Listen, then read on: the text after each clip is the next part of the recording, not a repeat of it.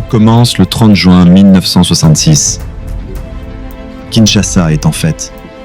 La République démocratique du Congo, alors République du Congo, célèbre le 6e anniversaire de son indépendance et la première année au pouvoir du président Mobutu.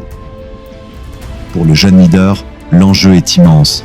Il faut reconstruire l'unité nationale, redonner une fierté collective à un peuple fragmenté. Dans cette quête de prestige, le football ne sera pas un simple divertissement. Il sera un outil politique, un symbole de puissance. Pour marquer l'occasion, un match de gala est organisé contre le Ghana. Les Black Stars sont alors les maîtres incontestés du continent, double champion d'Afrique. Devant les officiels et les dignitaires venus de toute l'Afrique, le verdict tombe, brutal.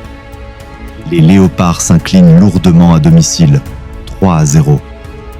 L'humiliation est totale. Cette débâcle est l'acte fondateur de la restructuration du football congolais. Quelques jours plus tard, le président Mobutu dissout les Lions, qui changent aussitôt d'appellation, les Léopards. Un nouveau entraîneur est nommé, Ferenc Sanadi. Ce stratège hongrois, maître tacticien, prend les rênes de la sélection. Le changement est immédiat. Le 3 juillet 1966, face aux voisins du Congo-Brazzaville, les Léopards rugissent à nouveau. Victoire éclatante, 4-1. La machine est lancée. L'année suivante, en 1967, le Congo se mesure à la légende. Le mythique Santos FC débarque à Kinshasa, avec à sa tête le roi Pelé. Sur le papier, le duel est déséquilibré. Pourtant, sur le terrain, les Léopards livrent une prestation d'anthologie. Ils s'inclinent, certes, 2-1, mais ils tiennent tête au plus grand joueur de l'histoire. Ce jour-là, le monde entier a compris une chose. Plus rien ne pourrait arrêter l'ascension des Léopards. L'Afrique allait bientôt trembler. Janvier 1968. Les hauts plateaux d'Éthiopie deviennent l'épicentre du football africain. Pour sa 6e édition, la Coupe d'Afrique des Nations change de visage. Portée par un engouement sans précédent, la compétition s'agrandit. On ne joue plus à 6, mais à 8. Un changement de format qui marque l'entrée de la CAN dans une ère nouvelle. 2 nations sont déjà installées sur la ligne de départ, dispensées des tourments des qualifications. L'Éthiopie d'abord, pays hôte, qui rêve de répéter son sacre de 1962, et le Ghana ensuite, l'ogre du continent, vainqueur des 2 dernières éditions et grandissime favori à sa propre succession. 8 prétendants, répartis en 2 poules de 4.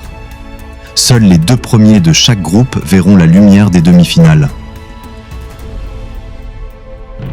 Le format est sans pitié. Mini-championnat pour les uns, élimination directe pour les autres. Seul le premier de chaque groupe survit. C'est dans le groupe 6 que le destin de la République démocratique du Congo commence à s'écrire.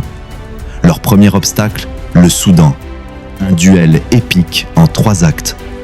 Une victoire 3-2 à l'aller, une défaite 1-0 au retour. À cette époque, la règle des buts à l'extérieur n'existe pas encore. Tout se joue sur un match d'appui, une finale avant l'heure. Les Léopards l'emportent 2-1. Ils sont passés près du gouffre. Il reste une dernière marche, la Tanzanie. Les Congolais font preuve d'un sang-froid clinique. 1-0 à l'aller, 1-0 au retour. La qualification est là, propre, indiscutable. Pendant ce temps, aux 4 coins de l'Afrique, le verdict tombe. Le Sénégal s'extirpe du groupe 1 après un barrage tendu contre la Guinée. L'Algérie survole son groupe avec 4 victoires en autant de matchs. La Côte d'Ivoire écarte le Nigeria et le Togo, tandis que l'Ouganda profite du retrait égyptien pour s'inviter à la fête. Enfin, le Congo-Brazzaville valide son ticket, bénéficiant du forfait tunisien. Le plateau est désormais complet. 8 nations, un seul trophée. L'Afrique retient son souffle. Les 8 nations se répartissent en 2 bastions. À Addis Abeba, le groupe A rassemble le pays hôte, l'Éthiopie, aux côtés de la Côte d'Ivoire, de l'Algérie et de l'Ouganda. À Asmara, le groupe B devient le théâtre d'un choc des titans, le Ghana, le Sénégal et les deux frères ennemis, le Congo-Brazzaville et le Congo-Kinshasa. Le 12 janvier, les Léopards entrent dans l'arène pour un derby historique. Ils ne laissent aucune place au doute. À la 19e minute, Ignace Mouawa ouvre le bal. Puis Nicodème Kabamba s'offre un doublé, à la 27e puis à la 51e minute. Score final 3-0. L'aventure commence par un coup d'éclat. Le deuxième match est un rappel à la réalité. Face au Ghana, les Léopards tombent 2-1 avec un but de Sayo Mokili à la 42e minute. Tout va se jouer lors de l'ultime duel face au Sénégal. Le match contre le Sénégal commence sur des charbons ardents. Dès la 15e minute, Kidounou Mantantou redonne espoir à tout un peuple. Le Sénégal égalise, mais à la 64e minute, Elias Chimanga libère les siens. Le Congo-Kinshasa est en demi-finale. La demi-finale face à l'Éthiopie est un monument de douleur et de bravoure. Dans l'enfer d'Addis Abeba, les Léopards frappent fort et vite. Kidounou Mantantou trouve la faille dès la 3e minute. Léon Munga Mouni double la mise à la 16e. Mais les Éthiopiens recollent au score. Le match bascule en prolongation. 100e minute. Le moment de grâce. Léon Munga Mouni, encore lui, s'élève et propulse le Congo en finale. 3-2. Le pays hôte est à terre. Voici les Léopards qui vont défier l'histoire. Dans les cages, le dernier rempart. Robert Kazadi. Devant lui, une ligne de défense de fer. Salomon Mange, Elias Mukombo, Ignace Mouawa et Pierre Katumba. Le milieu de terrain est orchestré par le capitaine, l'emblématique Joseph Kibonge. À ses côtés, l'infatigable Kidounou Mantantou et le métronome Kassongo. Et enfin, la pointe de l'attaque. Le duo de feu, Léon Mungamouni et Jean Kembo. Et pour porter l'estocade finale, l'homme providentiel, le bombardier, Pierre Kalala Mukendi. 21 janvier 1968. Le stade d'Addis Abeba est une fournaise. 25 000 spectateurs sont venus assister au choc des titans. Sur le terrain, c'est l'heure de la revanche.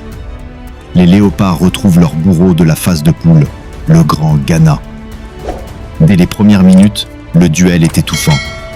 Le Ghana impose sa loi technique, multiplie les assauts. Les Black Stars dominent, pressent, insistent. Mais ils se heurtent à un rempart de légende. Robert Kazadi, imperturbable, impérial. Il repousse chaque frappe, chaque espoir ghanéen, gardant sa cage inviolée par la seule force de sa volonté. 66e minute. Le moment où le destin choisit son camp. Sur un contre fulgurant, le ballon transperce la défense ghanéenne. Il arrive dans les pieds de Pierre Kalala Mukendi. Celui qu'on surnomme le bombardier ne tremble pas. Kassongo sur la balle. Centre de Kassongo. Kalala contrôle, tire, et c'est le but. But donc, et le but de Kalala, inscrit.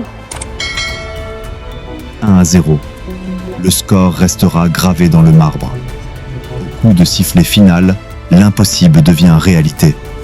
Pour la première fois, les Léopards montent sur le toit de l'Afrique. Le Congo est sacré. Dans l'euphorie du triomphe, un homme est porté en triomphe. Robert Mwamba Kazadi, élu meilleur joueur de la compétition. Le gardien volant devient l'icône d'un peuple tout entier. La légende des Léopards vient de naître et elle ne s'éteindra jamais.